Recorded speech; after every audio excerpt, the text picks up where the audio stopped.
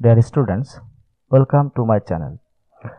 এই ভিডিওতে আমি আলোচনা করব কজ এন্ড ইফেক্ট কিভাবে তোমরা লিখবে, অর্থাৎ কোশ্চেন নম্বর 3 তোমাদের বার্ষিক পরীক্ষায় 3 দাগে যে প্রশ্নটা আসবে সেটা কিভাবে লিখবে এই সম্পর্কে আমি আলোচনা করব। এখানে দেখো ড্রাগ অ্যাডিকশন সম্পর্কে একটা প্যাসেজ তোমাদের জন্য তৈরি করা আছে। Read the following text on drug addiction, then complete the activities that follows. Drug addiction has now become a serious problem of our society. অর্থাৎ ড্রাগ অ্যাডিকশন সম্পর্কে এখানে একটা তথ্য তোমাদের দেওয়া আছে। পরীক্ষাও ঠিক এরকম একটা টপিকের উপর যেটার কজ এবং ইফেক্ট থাকবে সেটার উপর একটা প্যাসেজ তৈরি করা থাকবে। প্রশ্নটা কেমন হবে? কজগুলো দেওয়া থাকবে, ইফেক্টটা লিখতে হবে এবং প্রিভেনশন মেজার্স অর্থাৎ কিভাবে প্রতিরোধ করা যায় সেটাও তোমাদের লিখতে হবে। অর্থাৎ এই দুইটা যদি লিখতে পারো পুরোপুরি তাহলে 10 মার্কস পাবে এখানে। এখন দেখো প্যাসেজে কি কি থাকবে এবং কিভাবে প্যাসেজ থেকে খুঁজে তোমরা এটার উত্তর করবে। Drug addiction has now become a serious problem of our society. Many young men and women are falling victims. It is a curse not only for themselves but also for the whole nation. এই প্যাসেজটা পড়ার আগে তোমরা অবশ্যই খেয়াল রাখবে যে আমার এখানে যে কজগুলো বলা আছে এটা প্রশ্নে দেওয়া থাকবে, সেটা প্যাসেজ থেকে খুঁজে এর ইফেক্টটা লিখবে। যেমন ফ্রাস্ট্রেশন, ব্যাড অ্যাসোসিয়েশন, আনএমপ্লয়মেন্ট, এই তিনটা দেখো।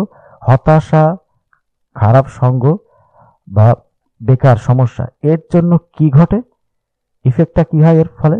ড্রাগ অ্যাডিকশন অর্থাৎ মাদকাসক্তি হয়। এখানে দেখো লেখা আছে drug addiction such as frustration, bad association, availability of intoxicants, unemployment, এখানে কয়েকটা কারণ দেখানো আছে যার কারণে এই ড্রাগ অ্যাডিকশনটা ঘটে। তাহলে লেখার সময় তোমরা দেখবে যে উত্তরটা আমার এই প্যাসেজ থেকেই লিখতে হবে। এরপরে কিভাবে এটা প্রিভেন্ট করতে পারবো? Raise awareness about the dangers of drug addiction. এটা তুমি নিজের মতো লিখতে পারো বা এখান থেকে যে আমাদের সেন্টেন্সগুলো আছে যেমন government should take proper step দিতে পারো বা হাইলাইটস ইট ডেঞ্জারাস ইফেক্ট, যে কোনো একটা সেন্টেন্স এখান থেকে তুমি কপি করে দিতে পারো। তাহলে আমাদের প্রথম পয়েন্টটা ফ্রাস্ট্রেশন, ব্যাড অ্যাসোসিয়েশন, আনএমপ্লয়মেন্ট, এর ফলে কি ঘটে? ড্রাগ অ্যাডিকশন ঘটে। কিভাবে এটা রক্ষা করা যাবে? রেইজ অ্যাওয়ারনেস অর্থাৎ সচেতনতা বৃদ্ধির মাধ্যমে এইটা আমরা থামাতে পারি। দ্বিতীয়, ড্রাগস আর এক্সপেন্সিভ। যদি ড্রাগসগুলো এক্সপেন্সিভ থাকে অর্থাৎ দামি হলে কি ফলটা হবে? দেখো এখানে ড্রাগস আর এক্সপেন্সিভ কথাটা দেওয়া আছে। এর ফলে কি ঘটতে পারে? To manage money the addicts often go for stealing, hijacking, killing, অর্থাৎ তারা এই কাজগুলো করবে টাকা পাওয়ার জন্য। তাহলে ইফেক্টটা কি পড়বে? তোমরা লিখবে স্টেলিং, হাইজ্যাকিং অ্যান্ড কিলিং। কি জন্য? ড্রাগস আর এক্সপেন্সিভ যেহেতু বলা আছে। এখন এটা থামানোর উপায় কি?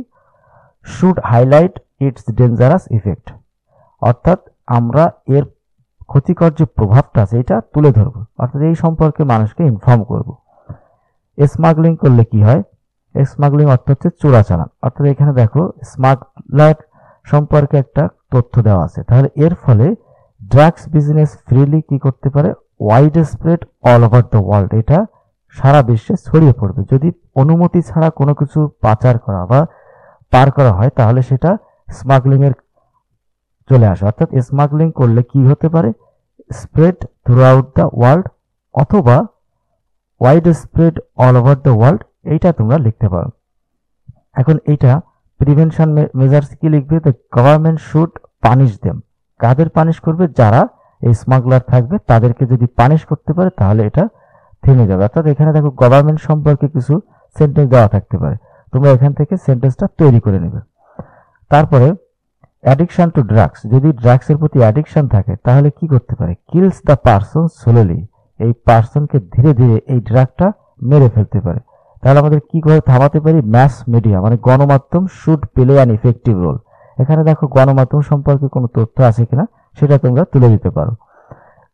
অর্থাৎ আমরা কিভাবে এটা থামাবো সেই সম্পর্কে এই তথ্যটা এখানে ইউজ করবে। এরপরে ড্রাগ অ্যাডিকশনের ফলে কি হয়? রুইন্স এ নেশন কমপ্লিটলি, এই ড্রাগ অ্যাডিকশন একটা জাতিকে পুরোপুরিভাবে ধ্বংস করে দেয়। তাহলে আমাদের কি করা উচিত? People must cooperative with the government. এখানে গভর্নমেন্টের বিষয়টা দেখো, people must cooperative with it বা উইথ গভর্নমেন্ট বা টু গভর্নমেন্ট, এই একটা সেন্টেন্স তোমরা তৈরি করতে পারো। অর্থাৎ প্যাসেজটা খুব ভালোভাবে পড়ে তারপরে তোমরা এর কজ কোনটা কোনটা দেওয়া আছে, তার ইফেক্টটা কি আসবে এবং কিভাবে সেই ইফেক্টের যে কজ এবং ইফেক্ট কিভাবে থামানো যায় সেই বিষয়ে তোমাদের লিখতে হবে। ঠিক এইভাবে বক্স করে তোমাদের খাতায় সুন্দরভাবে লিখবে এক পেজে।